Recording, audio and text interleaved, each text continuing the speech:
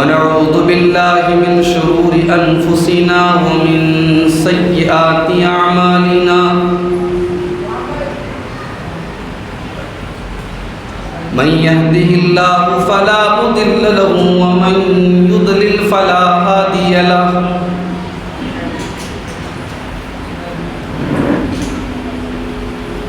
وأشهد أن لا إله إلا الله وحده لا شريك له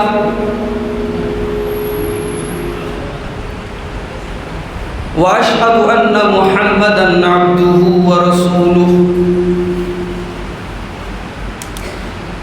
يا أيها الذين آمنوا اتقوا الله حق تقاته ولا تموتن إلا وأنتم مسلمون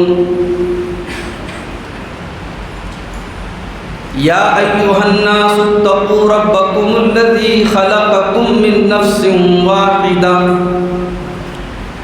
وخلق منها زوجها وبث منهما رجالا كثيرا ونساء واتقوا الله الذي تساءلون به والأرحام إن الله كان عليكم رقيبا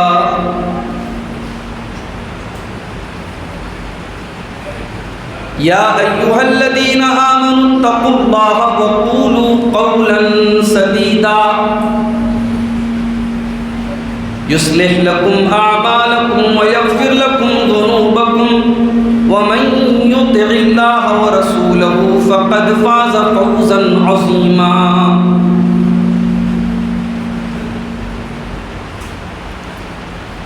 أما بعد فإن خير الحديث كتاب الله وخير الهدي هدي محمد صلى الله عليه وسلم وشر الأمور محدثاتها وكل محدثة بدعة وكل بدعة ضلالة وكل ضلالة في النار أعوذ بالله من الشيطان الرجيم بسم الله الرحمن الرحيم ما يفعل الله بعذابكم إن شكرتم وآمنتم وكان الله شاكرا عليما وقال تعالى في مقام آخر إن الله لا يغير ما بقوم حتى يغيروا ما بأنفسهم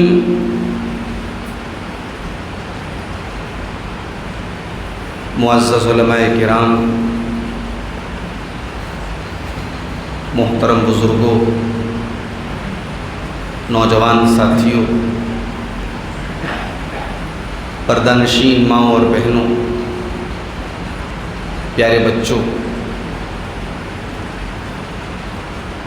میں اپنے آپ کو خوش نصیب محسوس کر رہا ہوں کہ آج بریلی کے اس قصبے میں آپ حضرات کے بیچ میں آنے کا موقع ملا ہے، جو اس لحاظ سے پورے ہندوستان میں اپنی ایک الگ پہچان رکھتا ہے کہ دھورا ٹاڈا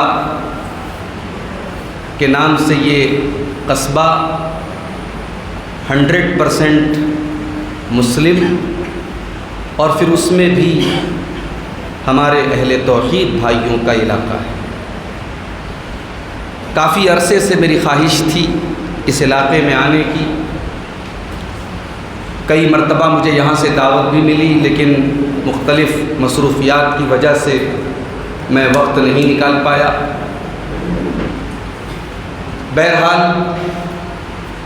اللہ کی توفیق سے، اس کے کرم سے، اس کا جتنا بھی شکر ادا کرے کم ہے کہ آج اس مسجد میں ہم اور آپ قرآن و سنت کی باتوں کو سننے کے لیے، دین کی باتوں کو سننے کے لیے جمع ہوئے ہیں۔ اللہ رب العالمین سے ہم دعا کرتے ہیں کہ ہماری اس حاضری کو قبول فرمائے، کہنے والوں کو، سننے والوں کو رب العالمین عمل کی توفیق عطا فرمائے، آمین۔ میرے محترم بزرگوں، میرے بھائیوں، اس وقت سماج اور سوسائٹی کے حالات پر اگر ہم نظر ڈالیں تو 2 اور 2 4 کی طرح ایک بات بالکل کلیئر ہے کہ ہماری مسلم قوم کی اکثریت اس وقت دین سے بہت دور ہے۔ ہمارا نوجوان طبقہ جو ہماری قوم کی ریڑھ کی ہڈی ہے، ہماری قوم کا سرمایہ ہے، جس سے ہماری قوم کو امیدیں ہیں، خاص طور سے ہمارا نوجوان طبقہ آج دین سے بالکل دور ہے۔ چاہے آپ نماز کا معاملہ دیکھ لیجیے، چاہے آپ حلال و حرام کے درمیان تمیز کا معاملہ دیکھ لیجیے، معاملات اور اخلاق کو دیکھ لیجیے، شراب و شباب کو دیکھ لیجیے، برائی کے ہر میدان میں ہمارا نوجوان آپ کو سر فہرست نظر آئے گا۔ اور افسوس تو یہ ہے ہندوستان کے موجودہ حالات میں ہمارے غیر مسلم بھائی، ان کو ہم دیکھتے ہیں کہ وہ اپنے مذہب کو لے کر کے اور زیادہ سخت ہو رہے ہیں۔ ان کی پہچان، ان کا لباس، ان کی شکل و صورت، ہر اعتبار سے وہ اپنے مذہب کو فالو کر رہے ہیں، اور ہمارا نوجوان اپنی صورت سے بھی اور اپنی سیرت سے بھی دن بدن اپنے دین سے دور ہوتا چلا جا رہا ہے۔ ان حالات کو دیکھتے ہوئے سب سے بڑا سوال تو یہی ہے کہ ہمارا نوجوان دین سے اتنا دور کیوں ہو رہا ہے؟ اور جب میں نوجوان کی بات کرتا ہوں تو صرف مردوں کی بات نہیں کرتا میں، نوجوان میں مردوں کے ساتھ ساتھ ہماری بہنیں بھی آ جاتی ہیں۔ مردوں اور عورتوں دونوں کے اندر دین سے دوری کیوں پیدا ہو رہی ہے؟ آج کی تقریر میں ہم اسی سوال کا جواب دینے کی کوشش کریں گے کہ ہم اور آپ آج دین سے دور کیوں ہو رہے ہیں۔ اس کے پہلے کہ میں اپنے اصل موضوع پر کچھ بات کروں، ایک بات تو بالکل صحیح ہے اور ہم محسوس کر رہے ہیں کہ سماج میں اور معاشرے میں دین سے دوری ہو رہی ہے، اور یہ جو دین سے دوری ہے یہ اللہ کے پیارے نبی نے اس کی پیشن گوئی کر دی تھی کہ ایک زمانہ ایسا آئے گا جب سماج میں لوگ دین سے دور ہو جائیں۔ صحیح مسلم کی روایت اللہ کے نبی فرماتے ہیں بدا الاسلام غریبا وسیعود کما بدا غریبا فطوبى للغرباء۔ اسلام جب شروع ہوا تھا تو اجنبی تھا، اسلام پر چلنے والے دنیا کی نظروں میں اجنبی تھے، اسلام پر چلنے والے دنیا کی نظروں میں عجیب و غریب تھے۔ وسیعود کما بدا غریبا، اور قیامت کے پہلے وہ زمانہ پھر سے لوٹ کر کے آ جائے گا جب اسلام کے اوپر چلنے والا، اسلام کو فالو کرنے والا، اسلام کے اوپر عمل کرنے والا دنیا کی نظروں میں اجنبی بن جائے گا۔ ایک لڑکی گھر سے بے پردہ ہو کر کے نکلے، بے حیائی کرتے ہوئے نکلے تو سماج نوٹس نہیں کرتا ہے۔ ایک لڑکی نقاب میں نکلے، برقعے میں نکلے، سر سے پیر تک پردے میں نکلے تو نہ جانے کتنی انگلیاں اس کے اوپر اٹھنے لگتی ہیں۔ نوجوان لڑکا کلین شیو ہو کر کے گھومے تو دنیا کہتی ہے بڑا اسمارٹ معلوم ہو رہا ہے، بڑا ہینڈسم معلوم ہو رہا ہے، اور دوسرا نوجوان اپنے چہرے کو داڑھی سے سجا لے، اپنے آپ کو سنت رسول سے آراستہ کر لے تو زمانے والوں کو یہ کہتے ہوئے دیر نہیں لگتی ہے تو بڑا مولانا ٹائپ کا لگ رہا ہے، یہ تو بڑا ملا ٹائپ کا لگ رہا ہے، یہ تو بڑا تقیانوس لگ رہا ہے۔ میرے بھائیوں، ہم اس دور میں زندگی گزار رہے ہیں جہاں بدکاری اور زناکاری کرنے والے آپ کو ہزاروں لاکھوں کی تعداد میں مل جائیں گے، اور اپنے آپ کو گناہوں سے بچانے والے، اپنے دامن کو بدکاری سے بچانے والے پاک دامن آپ کو انگلیوں پر گن سکتے ہیں آپ. نبی اکرم پیشن کو یہ فرما رہے ہیں وَسَيَعُودُ كَمَا بَدَأَ غَرِيبًا. اسلام جس طریقے سے پہلے اجنبی تھا، قیامت کے پہلے وہ دور پھر سے لوٹ کر کے آئے گا جب اسلام کے اوپر چلنے والے اجنبی بن جائیں گے. اور جب تم ایسا دور دیکھو جب اسلام کے اوپر عمل کرنے والے دنیا کی نظروں میں اجنبی بن جائیں تو اللہ کے نبی ایک خوشخبری سناتے ہیں. آپ فرماتے ہیں فَطُوبَىٰ لِلْغُرَبَاءِ. جب اسلام کے اوپر عمل کرنے والے اجنبی بن جائیں تو ان اجنبیوں کو تم طوبہ کی بشارت سنا دو. طوبہ کس کو کہتے ہیں؟ ہمارے علماء بیٹھے، آپ پوچھئے طوبہ کا مطلب کیا ہوتا ہے؟ طوبہ کے معنی خوشخبری بھی ہوتا ہے، طوبہ کے معنی بھلائی بھی ہوتا ہے، طوبہ جنت کا بھی ایک نام ہے، طوبہ جنت کے ایک درخت کا بھی نام ہے. گویا اللہ کے نبی اس زمانے میں دین کے اوپر چلنے والوں کو جنت کی بشارت سنا رہے ہیں. آپ فرماتے ہیں فَطُوبَىٰ لِلْغُرَبَاءِ. ان اجنبیوں کو، ان دین پر چلنے والوں کو تم جنت کی بشارت سنا دو. وہ دور آج ہم دیکھ رہے ہیں. اسلام پر چلنا آج کانٹوں کے راستے پر چلنے کے برابر ہو گیا. حرام کاروبار کرنے والے کے پاس اپنے کاروبار کے لیے ہزاروں دلیلیں ہیں اور حرام سے بچنے والا بیچارہ دھکے کھانا ہے. انہی حالات کی طرف اشارہ کرتے ہوئے اللہ کے نبی فرماتے ہیں یاتی علی الناس زمان الصابر فیہم علی دینہ کالقابض علی الجمر. او لوگوں تم پر وہ زمانہ بھی آئے گا جب دین کے اوپر ثابت قدم رہنے والا، دین کے اوپر ڈٹا رہنے والا، دین کے اوپر مضبوطی سے قائم رہنے والا انسان کالقابض علی الجمر ایسا ہو جائے گا جیسے اپنے ہاتھوں میں انگارہ لینے والا ہے. جس طریقے سے اپنے ہاتھوں میں انگارہ لینے والا تڑپتا رہتا ہے، پریشان رہتا ہے، دین کے اوپر ثابت قدم رہنے والا بہت پریشان رہے گا، بہت ڈسٹرب رہے گا. دین کے اوپر عمل کرنا مشکل ہو جائے گا. مگر جب دین کے اوپر عمل کرنا مشکل ہو جائے گا تو میرے بھائیوں، میری ماں اور بہنوں، اس کا ثواب بھی ہمیں زیادہ ملے گا. جب فتنوں کا زمانہ آ جائے گا، جب لوگ دین سے دور ہو جائیں گے، اس دور کے اندر دین کے اوپر چلنے والے کو کتنا بڑا ثواب ملے گا. اللہ کے نبی فرماتے ہیں، صحیح مسلم کے الفاظ ہیں العبادۃ بالحرج کہجرۃ الیہ. جب فتنوں کا دور آ جائے گا، اس دور میں عبادت کرنے والا، اس دور میں دین کے اوپر چلنے والا اتنا بڑا ثواب پائے گا جیسے اپنے وطن کو چھوڑ کر، اپنے دیش کو چھوڑ کر، اپنی بستی کو چھوڑ کر کے کوئی ہجرت کر کے اللہ کے نبی کے پاس پہنچ جائے. جس طریقے سے اللہ کے نبی کے دور میں لوگ اپنے وطن کو چھوڑ کر کے نبی کے پاس جایا کرتے تھے، ان مہاجرین کو جو ثواب ملا تھا، مشکل دور میں دین کے اوپر عمل کرنے والوں کو اتنا بڑا ثواب ملے گا. مشکل ہے تو ثواب بھی آپ کو بڑا. لیکن سوال یہ ہے میرے بھائیوں کہ آج ہمارا نوجوان دین سے دور کیوں ہو رہا ہے؟ میں چاہتا ہوں کہ پوائنٹ ٹو پوائنٹ آپ کے سامنے بات رکھوں، جو میری عادت ہے. کچھ پوائنٹس ہیں، ان کی روشنی میں بات رکھوں، کچھ اسباب ہیں، کچھ ریزنز ہیں، کچھ کارن ہیں، ان کو میں بیان کروں گا اور آپ سے اجازت چاہوں گا. ہمارا نوجوان دین سے دور کیوں ہے؟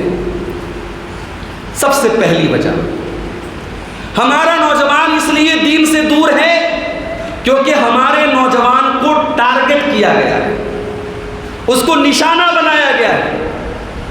اسلام کے دشمنوں کو معلوم ہے کہ مسلمانوں کو اگر برباد کرنا ہے، خراب کرنا ہے، ان کے نوجوانوں کو خراب کرنا. آج میرے بھائیوں، ہمارے نوجوانوں کا کیا حال ہے؟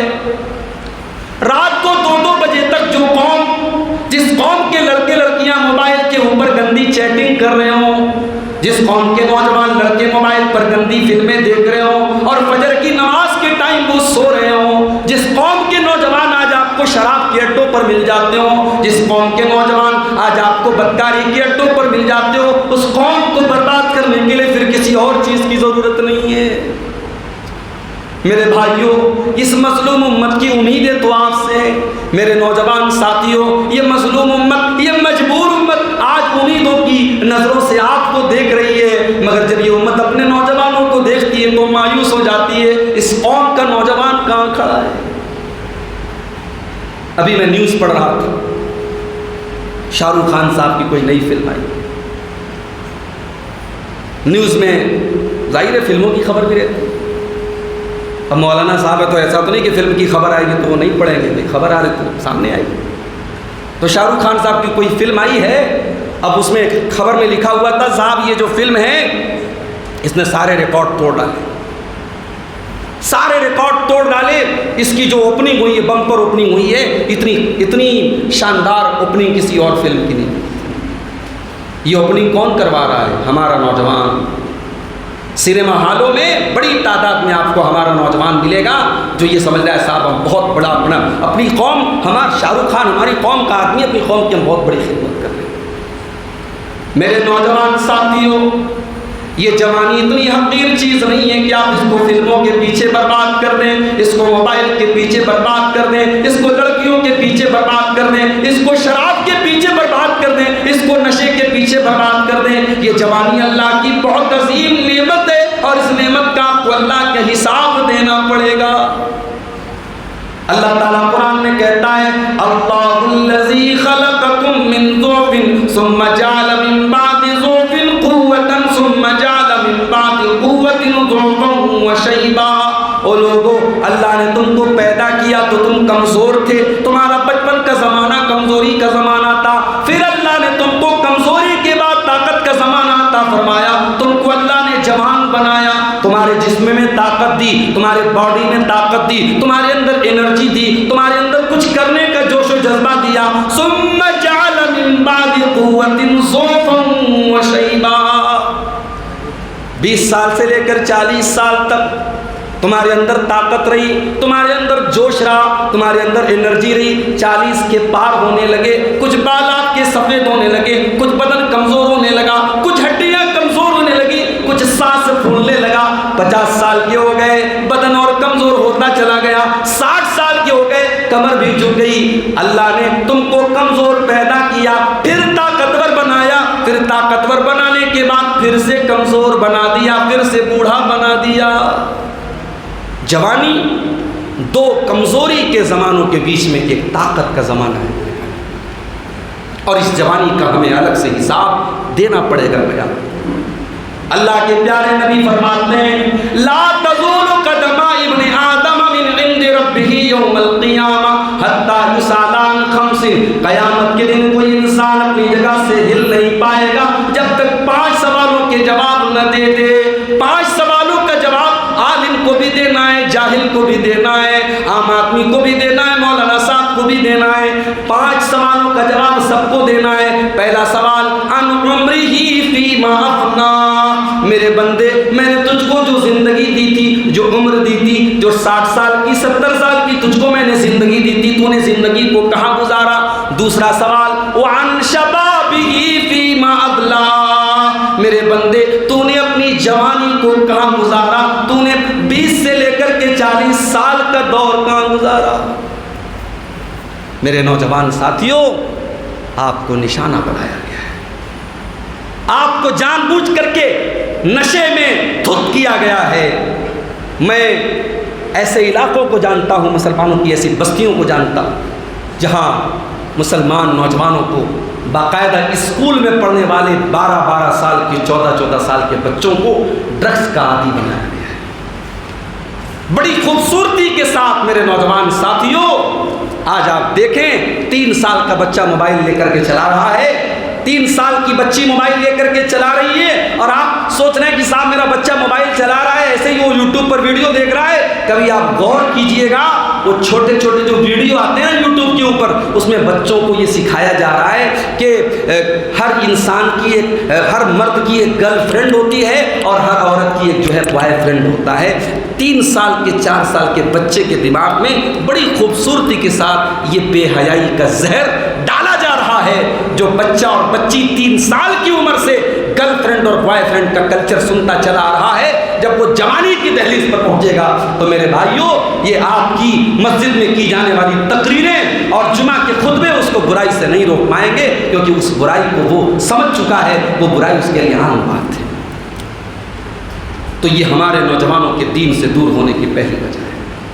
ہمارا نوجوان دین سے دور کیوں ہے؟ اس لیے کیونکہ خاص طور سے ہمارے نوجوانوں کو نشانہ بنایا گیا ہے۔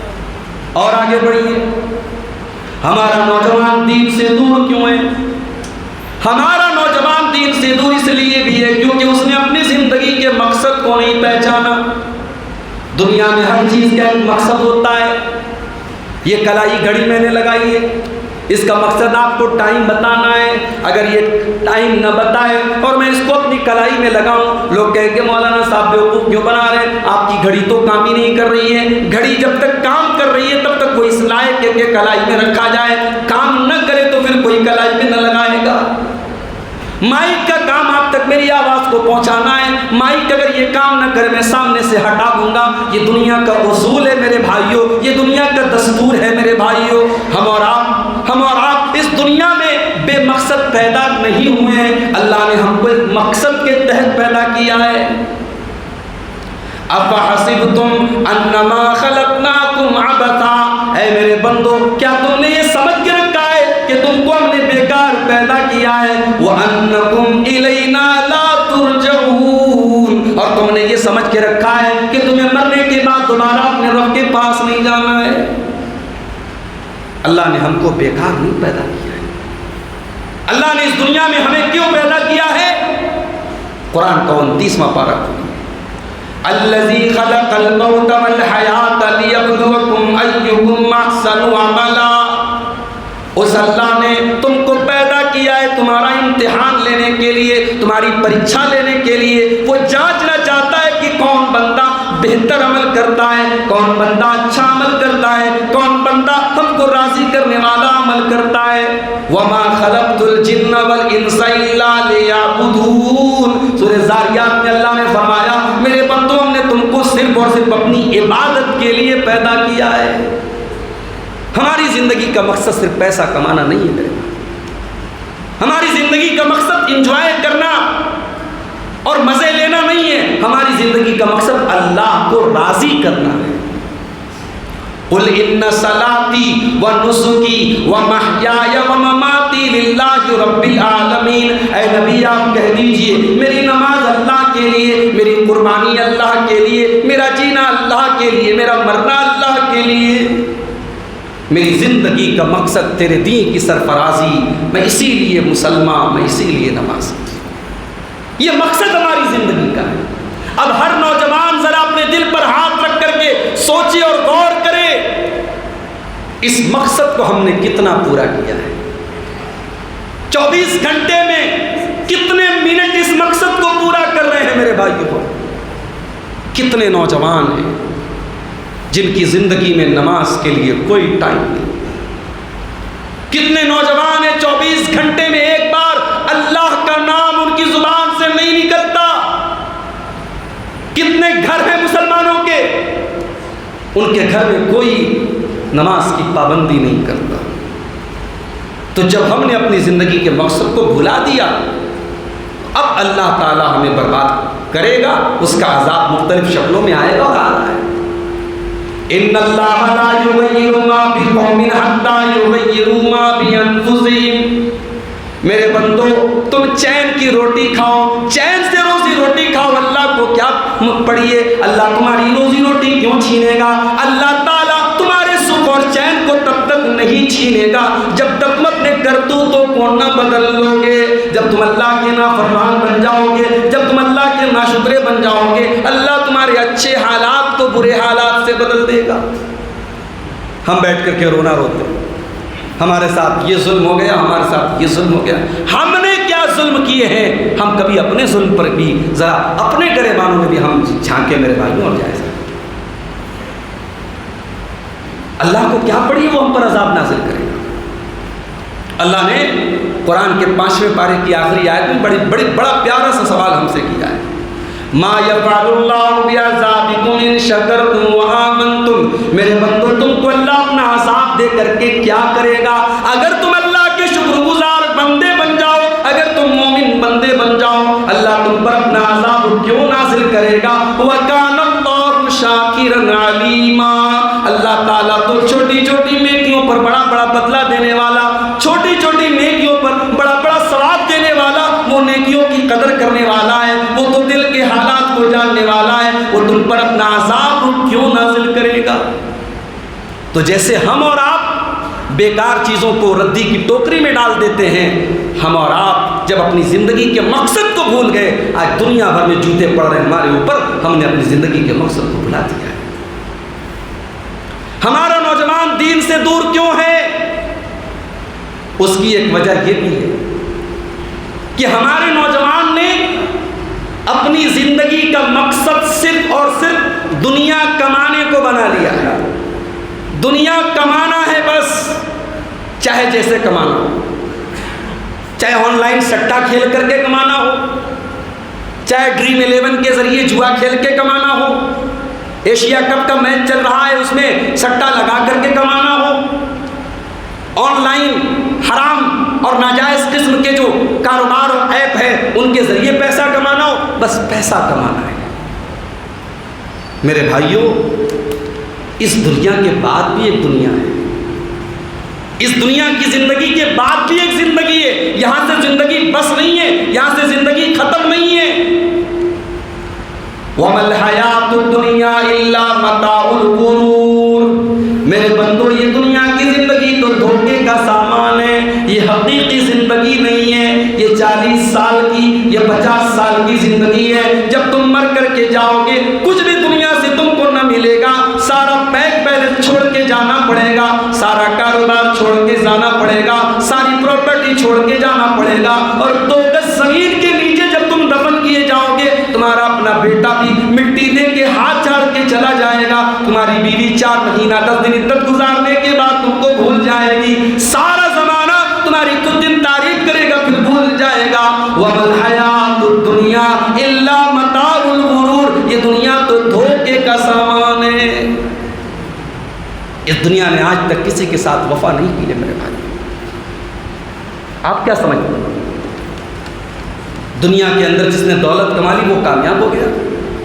نہیں، اگر دولت کی بنیاد پر کامیابی ملتی تو قارون سے زیادہ دولت کس کے پاس تھی؟ اتنا خزانہ تھا قارون کے پاس کہ قرآن کہتا ہے مَا إِنَّ مَفَاتِحَهُ لَتَنُوءُ بِالْعُصْبَةِ، قارون کے خزانوں کی چابیوں کو بڑے بڑے پہلوان بڑی مشکل سے اٹھایا کرتے تھے، لیکن قارون اللہ کا نافرمان تھا، قارون اللہ کا نافرمان تھا، اللہ نے اس کے خزانوں کے ساتھ اس کو زمین میں دھسا دیا۔ اگر دنیا میں حکومت مل جانا اور اقتدار مل جانا اور کرسی اور پاور کا مل جانا یہ کامیابی کی دلیل ہوتی تو فرعون سے بڑا بادشاہ کون تھا؟ جو مصر کا بادشاہ تھا، اتنے بڑے پاور کا، اتنے بڑے سامراجیہ کا سمراٹ تھا، لیکن فرعون کا انجام کیا ہوا؟ اسی پانی کے اندر ڈوب ڈوب کر کے وہ مر گیا۔ تو دنیا کے آگے بھی ایک زندگی ہے میرے بھائی، آخرت کی زندگی۔ آج ہم نے آخرت کو بھلا دیا۔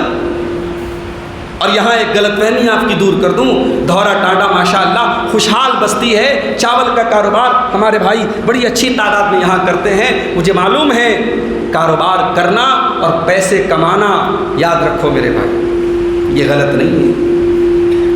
آپ پیسے نہیں کمائیں گے یہ مسجدیں کون بنائے گا؟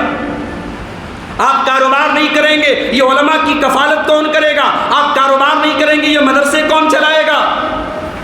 دنیا کمانا برا نہیں، دنیا کمانے کی تو اسلام تعلیم دیتا ہے۔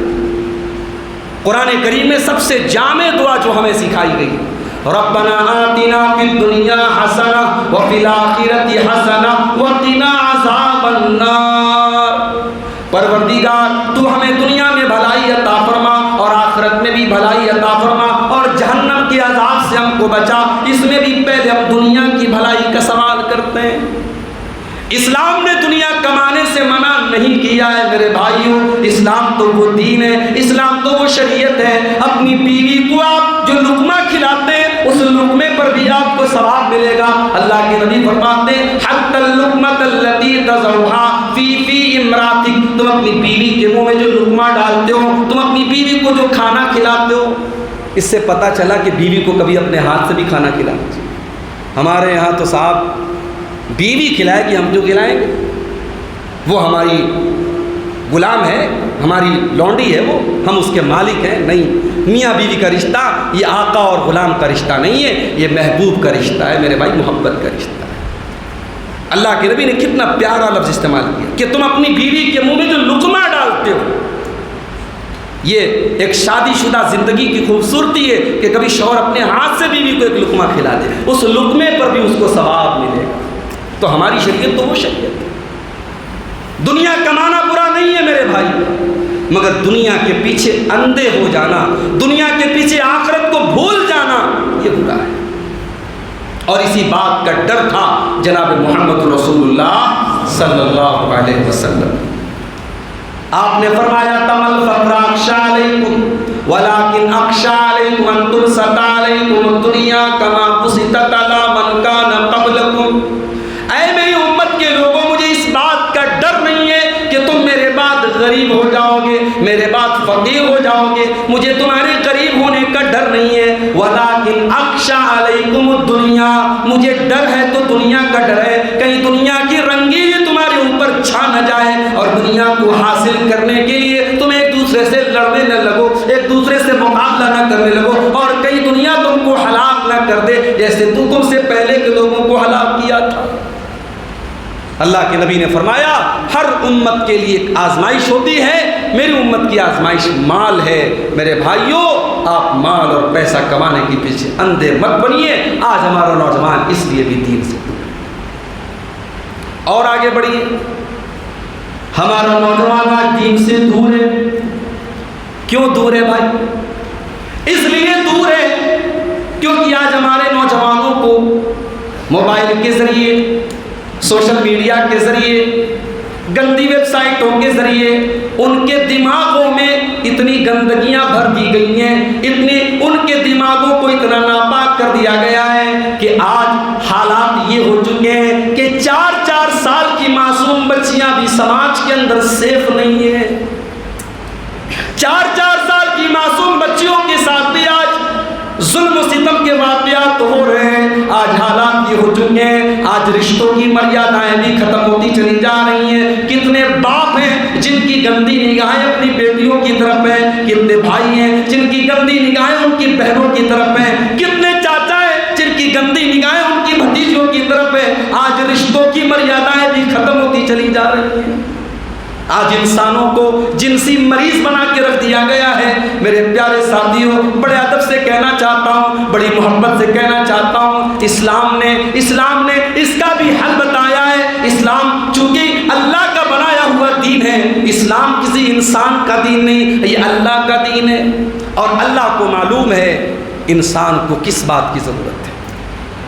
اللہ کو معلوم ہے کہ ایک مرد جب جوان ہوتا ہے، ایک عورت جب جوان ہوتی ہے، اللہ تعالیٰ نے دونوں کے اندر ایک دوسرے کے لیے کشش رکھی ہے، اٹریکشن رکھا ہے، آکرشن رکھا ہے۔ مرد کو عورت کی ضرورت ہے، عورت کو مرد کی ضرورت ہے۔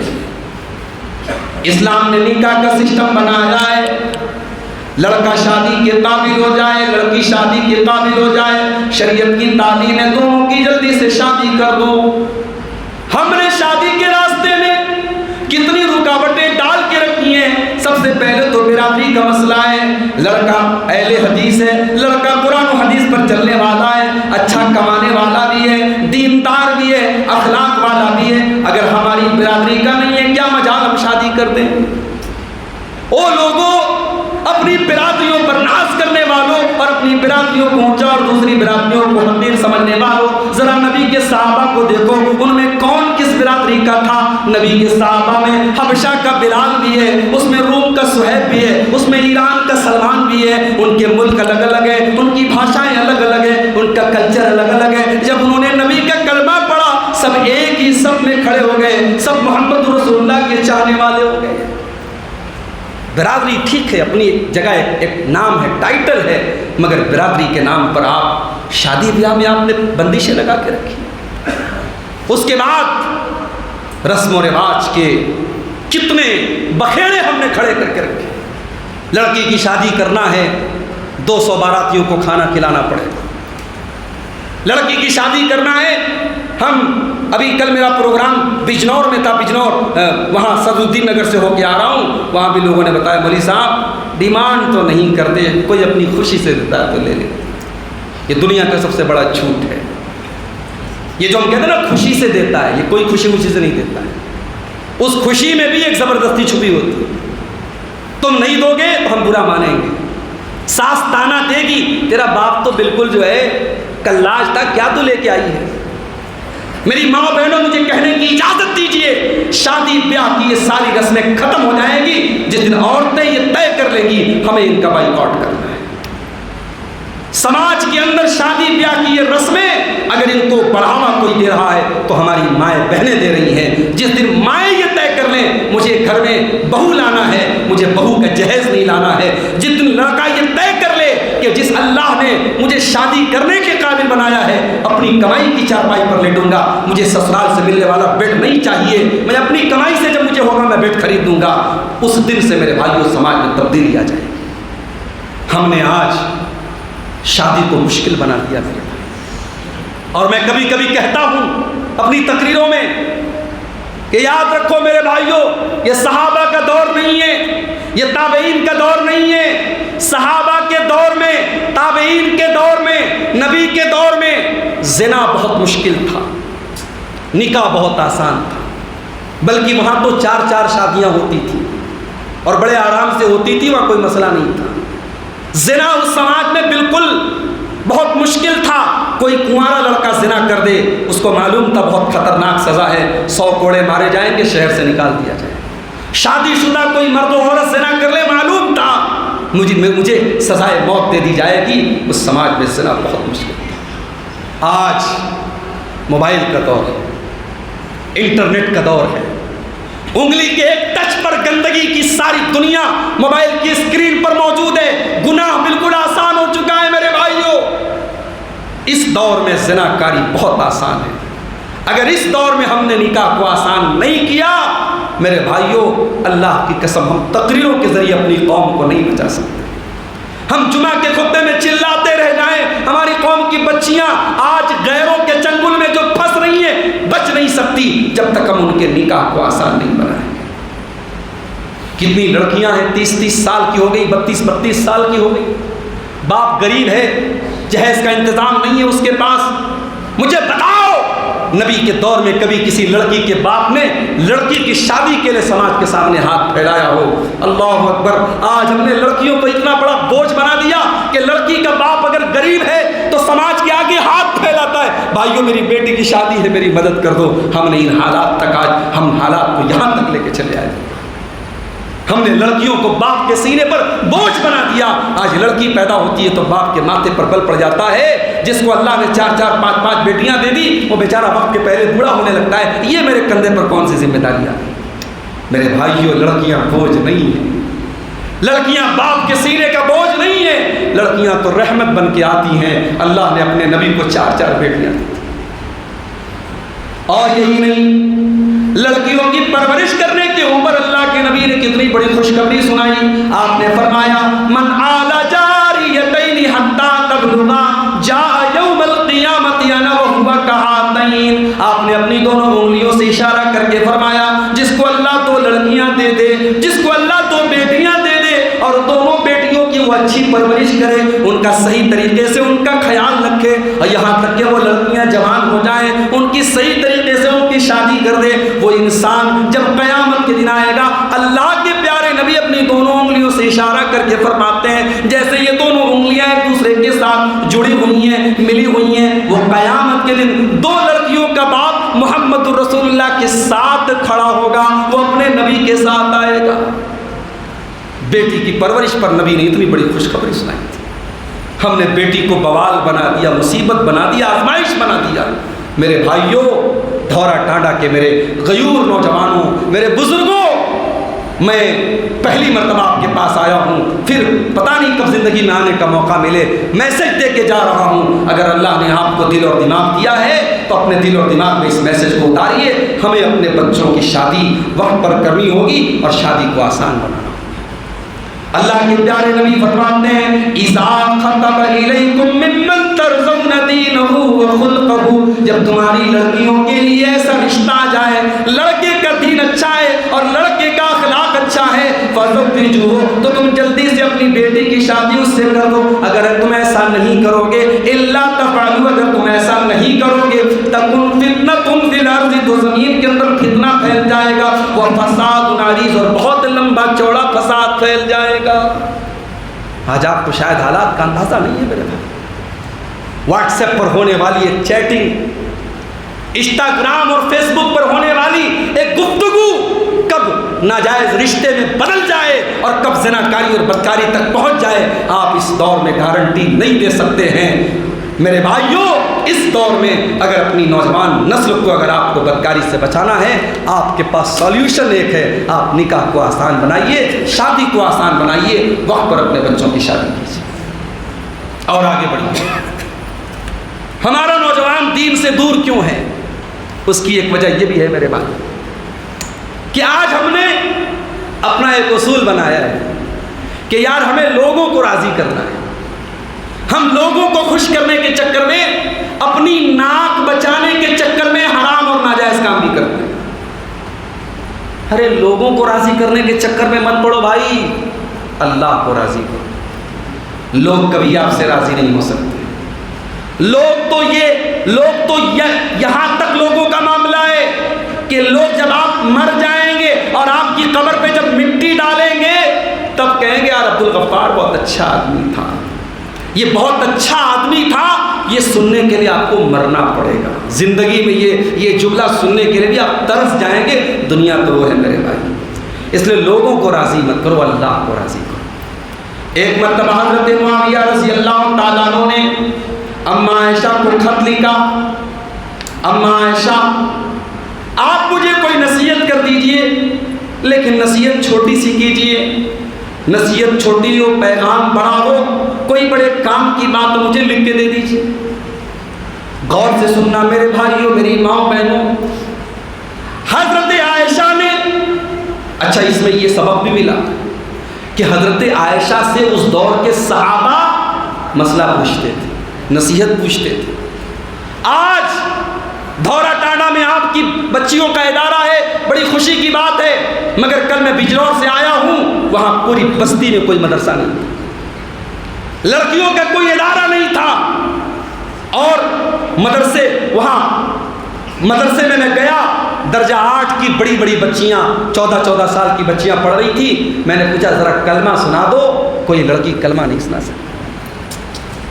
اللہ کے نبی کی بیٹیوں کا نام بتا دو، بڑی مشکل سے لڑکی نے کہا ایک بیٹی تھی زینب نام تھا۔ یہ حالات ہیں میرے بھائیوں، آج ہماری مسجدوں میں عورتوں کا انتظام نہیں ہوتا عام طور سے، اور افسوس تو تب ہوتا ہے جب اب بستی اہل حدیث کی ہوتی ہے اور مسجد اہل حدیث کی ہوتی ہے، اور وہاں پر بھی ہماری مسجدوں میں عورتوں کا انتظام نہیں ہوتا ہے۔ میں بڑے ادب سے آپ کے ساتھ کہنا چاہتا ہوں، اگر آپ کی مسجد میں عورتوں کا انتظام ہے بہت اچھی بات ہے، اگر نہیں ہے تو ضرور انتظام کرو۔ مدرسے کی اہمیت اپنی جگہ ہے، ساری بچیاں مدرسے میں نہیں پڑھتی ہیں، آپ کی بچی اسکول میں بھی پڑھتی ہے، آپ کی بچی کالج میں بھی پڑھتی ہے، لیکن اگر آپ کی مسجد میں جمعہ کے خطبے میں عورتوں کا انتظام ہے اور آپ کے گھر کی عورتیں جمعہ میں آتی ہیں، سال میں 52 جمعہ کا خطبہ ہوتا ہے، اگر آپ کی عورتیں اور لڑکیاں صرف جمعہ کا خطبہ سن لیں سال بھر میں، انشاءاللہ یہ 52 جمعہ کے خطبے آپ کے گھر کی عورتوں کو دین کی بڑی معلومات دے سکتے ہیں۔ اما عائشہ یہ مقام رکھتی تھی، صحابہ ان سے فتویٰ پوچھتے تھے، صحابہ ان سے نصیحت مانگتے تھے۔ حضرت معاویہ نے خط لکھا، اے اما عائشہ مجھے کوئی نصیحت کر دیجئے۔ اما عائشہ نے جواب لکھا کہ معاویہ میں نے اللہ کے نبی کو یہ فرماتے ہوئے سنا ہے، اے معاویہ میں تم کو حدیث لکھ کے دے رہی ہوں، میں نے اللہ کے نبی کو یہ فرماتے ہوئے سنا ہے، من التمس رضا اللہ بسخط الناس کفاہ اللہ مؤونۃ الناس، جو اللہ تعالیٰ کو راضی کر کے لوگوں کو ناراض کرتا ہے، لوگوں کے ناراض ہونے کی پرواہ نہیں کرتا ہے، اللہ کو راضی کرتا ہے، اللہ اس کے لیے کافی ہو جاتا ہے۔ وَمَنِ الْتَمَسَ رِضَا النَّاسِ بِسَخَطِ اللَّهِ، اور جو اللہ کو ناراض کر کے دنیا کو راضی کرتا ہے، وَكَلَهُ اللَّهُ إِلَى النَّاسِ، تو اللہ تعالیٰ اس کو لوگوں کے حوالے کر دیتا ہے، اللہ آپ کو لوگوں کے حوالے کر دے گا۔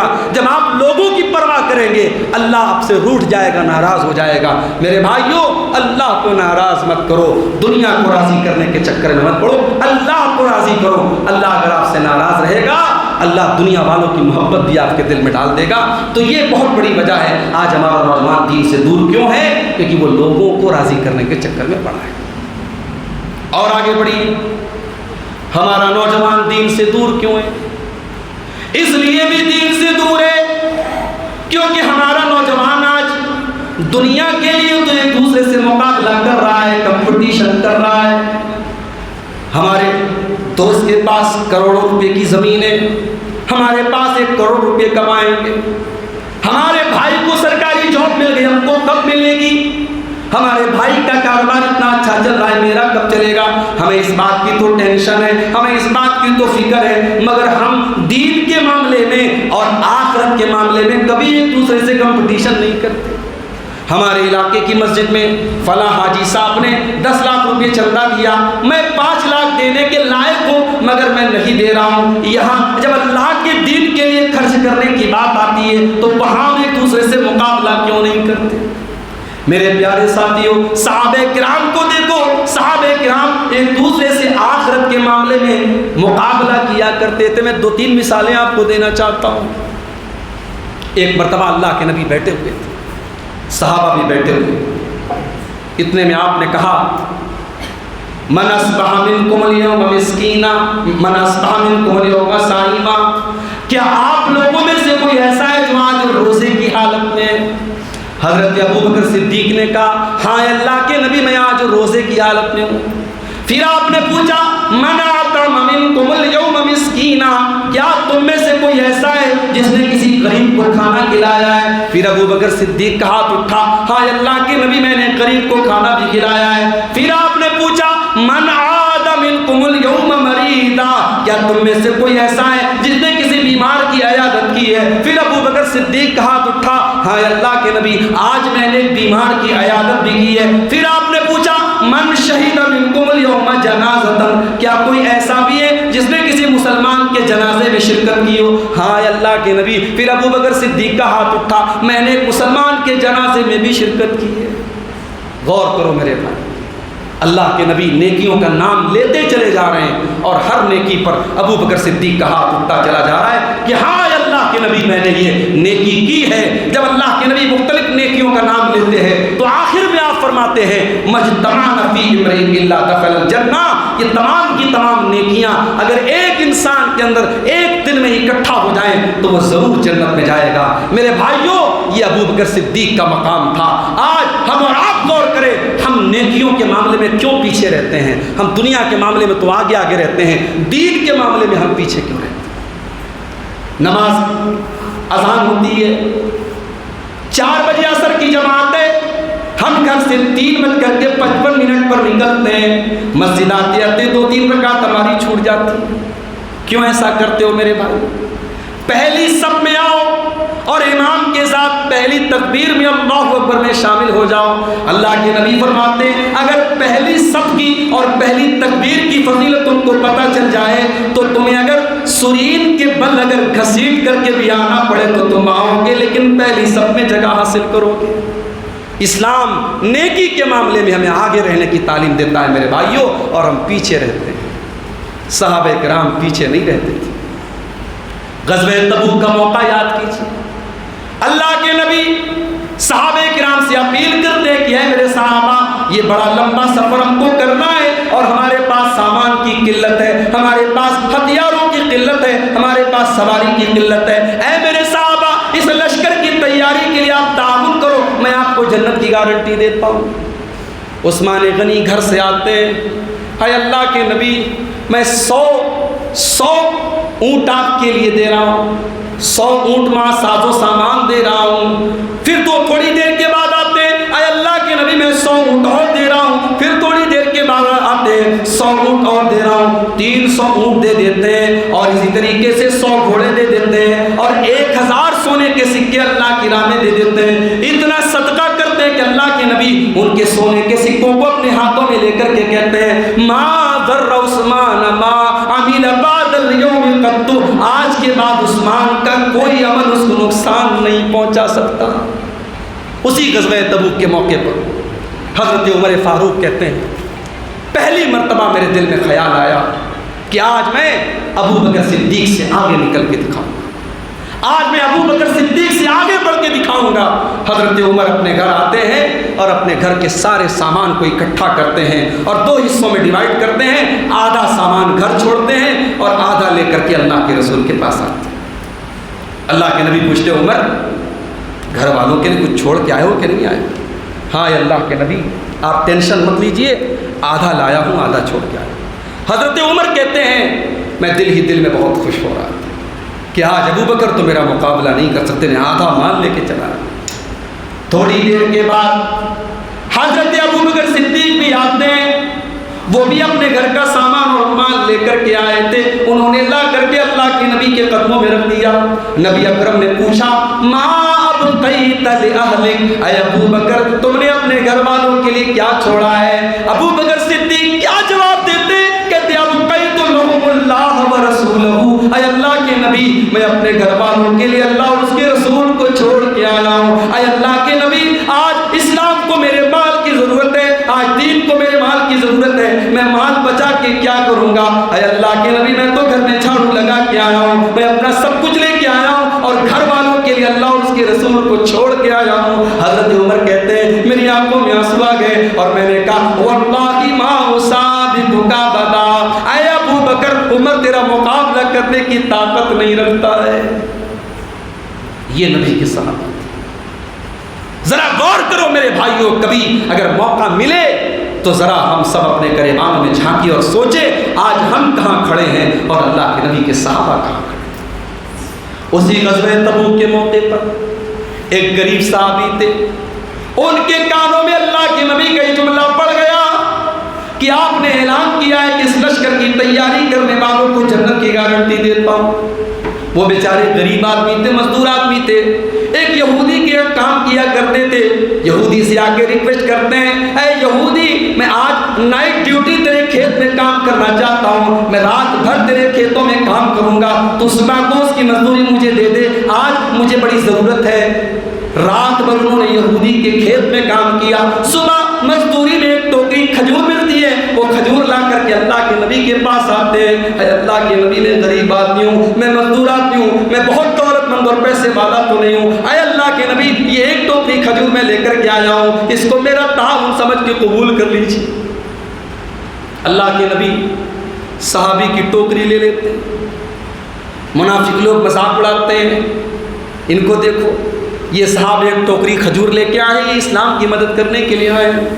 अल्लाह के नबी के कानों में उन मुनाफिकों के जुमले पड़ जाते हैं। आप कहते हैं, खबरदार खबरदार, मेरे साहबी के सदके और खैरात को हकीर न जानो। अल्लाह की कसम, अगर कोई बहुत पहाड़ के बराबर भी सोना अगर खर्च कर दे, मेरे इस साहबी ने अल्लाह की राह में अपनी मेहनत मजदूरी की जो एक टोकरी खजूर दी है, तो इसका मुकाबला नहीं कर सकते। ये थे नबी के साहबा। उसी मौके पर कुछ गरीब साहबा अल्लाह के नबी के पास आते हैं, अय अल्लाह के नबी हम भी आपके साथ ग़ज़वा तबूक में जाना चाहते हैं। आपने फरमाया नहीं नहीं, मेरे पास सवारी का इंतज़ाम नहीं है, अगर आप सवारी ला सकते हैं तो चलिए, अगर सवारी का इंतज़ाम नहीं है तो मैं माज़रत चाहता हूँ, आप हमारे साथ नहीं चल सकते। उन गरीब साहबा के दिल को ठेस पहुँची, उन गरीब साहबा के दिल को चोट पहुंची। उन्होंने नबी के सामने तो कुछ नहीं कहा, जब पलट करके जाने लगे उनकी आंखों में आंसू छलक पड़े, उनके दिल में एक आग उठी। उन्होंने कहा, अल्लाह काश हमारे पास भी इतनी दौलत होती, आज हमारे पास भी सवारी का इंतजाम होता, तो हम भी तेरे नबी के साथ जा रहे होते। मेरे भाइयों, उनके आंसुओं को अल्लाह के नबी ने नहीं देखा। उन गरीब साहबा ने नबी के सामने अपने आंसू गिराना गवारा नहीं किया। जब पलट करके जाने लगे तो रोने लगे। अर्श वाले ने सातों आसमान के ऊपर से उनके आंसुओं को बयान किया और कुरान की आयत नाज़िल की, तवल्लौ वअयुनहुम तफीदु मिनद-दमी हज़नन अल्ला यजिदू मा युनफिकून। ऐ मेरे नबी, आपके वो गरीब साहबा जब आपके पास से पलट करके जाने लगे तो उनकी आंखों से आंसू बहने लगे, वो तड़प करके रोने लगे। उनको इस बात का मलाल था कि کاش ہمارے پاس اتنی دولت ہوتی، ہم بھی اللہ کے راستے میں خرچ کر رہے ہوتے۔ میرے نوجوان ساتھیوں، آج ہم سب اپنے سینے پر ہاتھ رکھ کے سوچیں، اللہ نے آپ کو اگر دماغ دیا ہے، اس دماغ کا استعمال آپ نے دین کے لیے کتنا کیا ہے؟ اللہ نے آپ کو دولت دی، اس دولت کا استعمال آپ نے دین کے لیے کتنا کیا؟ اللہ نے آپ کو سماج میں رسوخ اور مرتبہ دیا ہے، مقام دیا ہے، آپ نے اپنے اسٹیٹس اور رسوخ کا استعمال دین کے لیے کتنا کیا ہے؟ جائیے ہم سب اکیلے میں بیٹھ کر کے سوچیں، آج اس چیز کی بھاونا اور اس چیز کا جذبہ ہمارے اندر کیوں نہیں پیدا؟ اور آگے بڑھیے، 2-4 پوائنٹ اور بیان کر کے بات ختم کرتا ہوں، 12:15 بج رہے ہیں۔ ہم بات کر رہے تھے کہ نوجوان ہمارا دین سے دور کیوں ہے؟ ہمارا نوجوان دین سے اس لیے بھی دور ہے کیونکہ وہ اپنی طاقت کا غلط استعمال کر رہا ہے۔ ذرا ذرا سی بات پہ آستینیں چڑھ جاتی ہیں، مار پیٹ ہو جاتی ہے، خون خرابہ ہو جاتا ہے اور مرڈر ہو جاتے ہیں۔ میرے بھائیوں، یہ اگر آپ کو اللہ نے طاقت دی ہے، اس طاقت کا غلط استعمال مت کرو۔ یقیناً طاقتور بنو، مال سے بھی طاقتور بنو، جسم سے بھی طاقتور بنو۔ اس لیے میں کبھی کبھی اپنی تقریروں میں کہتا ہوں اپنے نوجوانوں سے کہ یہ گٹکھا وغیرہ چھوڑ دو بھائی، یہ گٹکھا کھا کر کے اپنے جسم کو برباد کرنا بند کر دو۔ اللہ کے نبی فرماتے ہیں المؤمن القوی خیر واحب الی اللہ من المؤمن الضعیف۔ اللہ تعالیٰ کو طاقتور مومن کمزور مومن سے بہتر ہے۔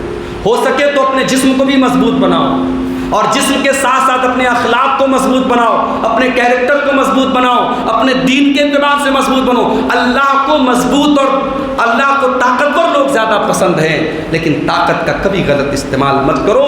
اپنے جسم کے ذریعے اپنے غصے پر میرے بھائیوں کنٹرول رکھو۔ اللہ کے نبی نے فرمایا سب سے بڑا پہلوان وہ ہے جو غصے کے ٹائم اپنے آپ کو کنٹرول رکھے۔ ذرا ذرا سی بات پہ لوگوں سے لڑ جانا، بھڑ جانا، گالی گلوچ کرنا، چھوٹی چھوٹی باتوں پر جھگڑے کر لینا، میرے مسلمان بھائیوں، میرے نوجوان ساتھیوں، یہ آپ کو زیب نہیں دیتا ہے۔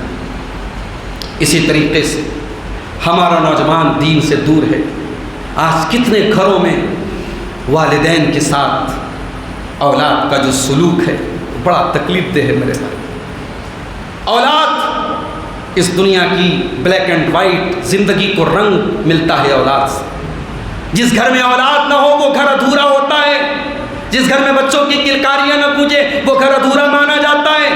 بڑی محبتوں سے والدین اپنے بچوں کو پالتے ہیں، بڑا آرام قربان کرتے ہیں، بڑی راتوں کی نیند قربان کرتے ہیں، اور کل جب وہ بیٹا بیٹی جوان ہو جائے، ماں سے بدتمیزی کرے، باپ سے بدتمیزی کرے، باپ اور ماں کی ضرورتوں پر دھیان نہ دے، باپ اور ماں کے ساتھ غلط سلوک کرے، تو یاد رکھو میرے بھائی، اللہ کے نبی فرماتے ہیں اثنان یعجلہم اللہ فی الدنیا، 2 گناہوں کی سزا اللہ تعالیٰ دنیا ہی میں دے دیتا ہے۔ 2 گناہوں کی سزا اللہ تعالیٰ دنیا ہی میں دے دیتا ہے، البغی و عقوق الوالدین، ایک ظلم کی سزا اور ایک والدین کو ستانے کی سزا۔ والدین اگر بوڑھے ہیں میرے بھائی، ان کی باتیں غلط ہو سکتی ہیں، ان کا مزاج میں چڑچڑاپن پیدا ہو سکتا ہے، ان کے فیصلے غلط ہو سکتے ہیں، مگر آپ کو بدتمیزی کا حق حاصل نہیں ہے۔ اپنی بیوی سے محبت کرو، لیکن بیوی سے محبت کے معاملے میں اتنے آگے نہ بڑھ جاؤ کہ والدین کو دھتکار دو، والدین کو چھوڑ کے چلے جاؤ۔ ماں نے آپ کو پیدا کیا ہے، باپ نے انگلی پکڑ کے چلنا سکھایا ہے، اپنے ماں باپ کی قدر کرو۔ آج کتنے گھروں میں ماں باپ کے ساتھ بڑا ظلم ہوتا ہے میرے بھائیوں۔ آج ہمارے نوجوانوں کے دین سے دوری کا ایک بہت بڑا سبب یہ ہے۔ اور آگے بڑھیے، آج ہمارا نوجوان دین سے دور ہے، اور اسی دوری کے نتیجے میں آج بھائی کا بھائی سے مقدمہ چل رہا ہے، زمین و جائیداد کو لے کر کے، روپیے پیسے کو لے کر کے بھائی بھائی کا دشمن بنا ہوا ہے۔ ایک ہی ماں کے پیٹ سے پیدا ہوئے، ایک ہی ماں باپ کا خون دونوں کی رگوں میں دوڑ رہا ہے، اور آج ایک دوسرے کے دشمن بن گئے۔ میرے بھائیوں، سب ٹھاٹ پڑا رہ جائے گا جب لاد چلے گا بنجارا۔ یہ زمین چھوڑ کے جانا ہے، یہ جائیداد چھوڑ کے جانا ہے، یہ بینک بیلنس چھوڑ کے جانا ہے۔ اپنے بھائیوں سے، اپنے بھتیجوں سے، اپنے خاندان والوں سے رشتہ قائم رکھو میرے بھائی۔ اگر کوئی تکلیف بھی پہنچاتا ہے، صبر سے کام لے لو، برداشت سے کام لے لو، اپنی طرف سے تکلیف مت پہنچاؤ۔ رشتوں کو جوڑ کے رکھو، رشتوں کو سنبھال کر کے رکھو۔ اللہ کے پیارے نبی فرماتے ہیں کہ لا یحل للمسلم ان یہجر اخاه فوق ثلاث، کسی مسلمان کے لیے جائز نہیں ہے اپنے مسلمان بھائی سے 3 دن سے زیادہ تعلق توڑ کے رکھے۔ کتنے بھائی ہیں اپنے بھائی سے ناراض ہو کے بیٹھے ہیں، کتنے باپ ہیں اپنے بچوں سے بات بات چیت نہیں کرتے ہیں، حاجی ہیں، نمازی ہیں، راتوں میں تہجد پڑھتے ہیں، میرے بھائی یہ عبادت کس کام کی، یہ عمرے کس کام کے، یہ حج کس کام کے؟ جاؤ اپنے بچھڑے ہوئے بھائی سے جا کر کے گلے مل لو، اپنے شکوے شکایتیں دور کر لو۔ اس 4 دن کی زندگی کی وجہ سے اپنے رشتوں کو خراب مت کرو میرے بھائی۔ اس دنیا سے جاؤ تو دل میں کوئی کینہ اور کپٹ لے کے مت جاؤ۔ آج گھروں میں یہ حالات بھی ہم دیکھتے ہیں۔ اور آخری چیز جو بیان کر کے میں بات ختم کروں گا، ہمارا نوجوان آج جو دین سے دور ہے، اس کی بہت بڑی وجہ آج ہمارے نوجوانوں کا علماء سے دور ہو جانا ہے۔